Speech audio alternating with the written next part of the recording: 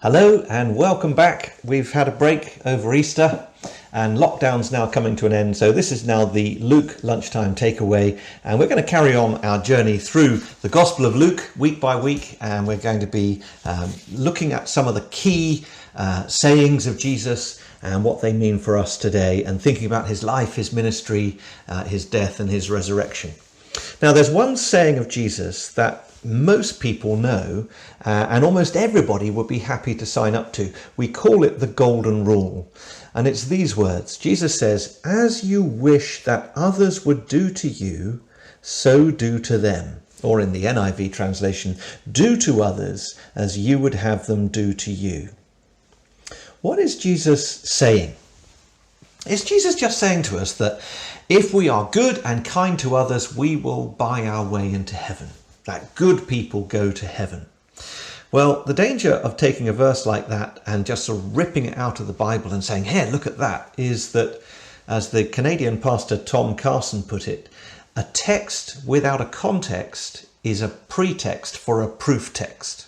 Or in other words, you just latch onto one word, one verse, one sentence, and you ignore everything around it to help you to understand it.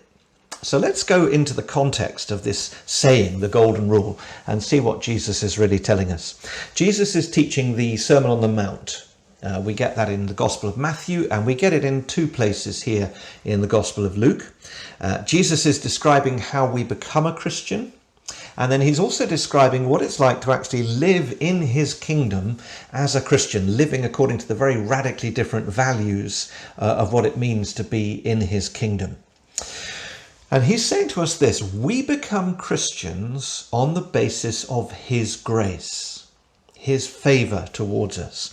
We come to God with nothing, with empty hands, nothing but our sinfulness and our spiritual helplessness. And he started this sermon by describing those who are blessed. Blessed are you who are poor, blessed are you who are hungry, blessed are you who weep now. If we come to God and say, we've got nothing, we're empty, we can't offer you anything that will impress you, and if we come to God weeping over how we are and hungry for what he can give us, that's the basis on which we start living as a Christian. We come because we need his free gift of grace. And in spite of who we are, in spite of the fact that we're God's enemies and we're sinners, God shows us his grace. And he performs this greatest act of favour that anyone has ever done. He sends his son to live a perfect life, to die on the cross, and in his dying, God takes our sin and he puts it on Jesus and he punishes it there.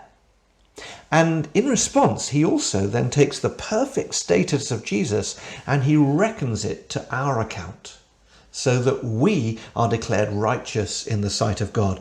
He looks at us in spite of all that we were, in spite of all that we are as sinful people. And when he looks at us, he sees Jesus. He sees his perfect status, and he welcomes us, even though we ought to be his enemies. Now, if that's the basis on which God welcomes us into his kingdom, on the basis of that great act of God's grace, then that grace ought to flow out into the way that we deal with other people. Listen to these radical words that Jesus uses here in chapter 6 of Luke and verse 27. "But I say to you who hear, love your enemies, do good to those who hate you, bless those who curse you, pray for those who abuse you." Those are very powerful words, aren't they? If we have received God's grace in Jesus, we are to let that grace not just flow into us, but carry on flowing from us into the lives of other people. And that includes loving those who hate us, loving our enemies. The very people who provoke our hatred are the people who must receive our love.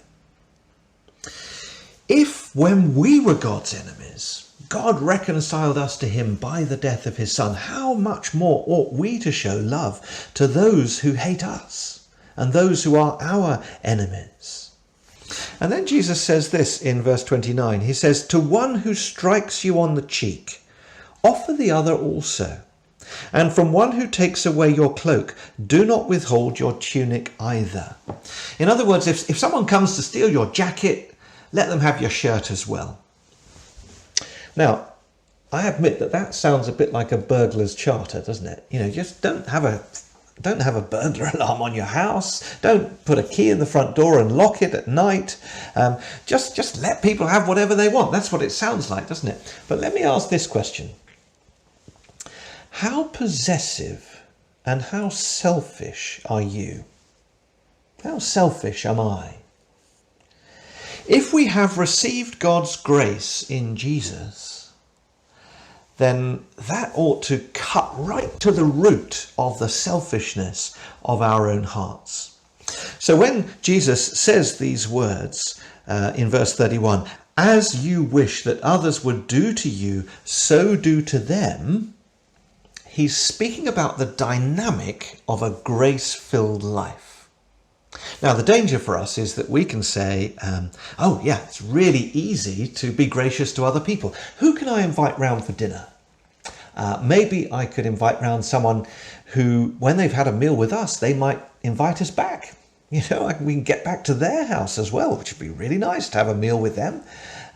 Or if I give a birthday present to her, maybe she'll give one to me as well. You know, and that's basically a bargain, isn't it? And Jesus is saying, well, what's the point of that? Verse 35, he says, but love your enemies and do good and lend, expecting nothing in return, and your reward will be great, and you will be sons of the Most High. For he is kind to the ungrateful and the evil. Be merciful, even as your Father is merciful. What does Jesus mean when he says, your reward will be great? He's not saying that we earn a reward with God by being kind to other people. No, our reward, if you like, is the gift of grace that he gives us in Jesus. And that reward is to be sons of the Most High, to be adopted into his family. That's the gift that he's giving us. But if we have received that, then we've got to start living like God lives. He says, be merciful, even as your Father is merciful. God's been merciful to you, says Jesus, so you be merciful as well. And this is the message that can change the world. You know, in all the places in the world that are divided by sectarianism and ethnic hatred and division, whether it be Northern Ireland or the former Yugoslavian countries or other trouble spots in the world where there's bad blood and there's years, decades, centuries of hatred and despair and separation. The thing that can really change those places is the thing that can change you and me. And that's the grace of God in Jesus. If God shows us grace, it should flow out from us into the lives of people around us. Well, if you'd like to read Luke's Gospel, we'd love to give you a copy. We've got some copies of Luke's Gospel to give away. If you're near to Didcot, just drop us an email to the email that you'll see on the screen, and we'll be delighted to deliver one of these to your house.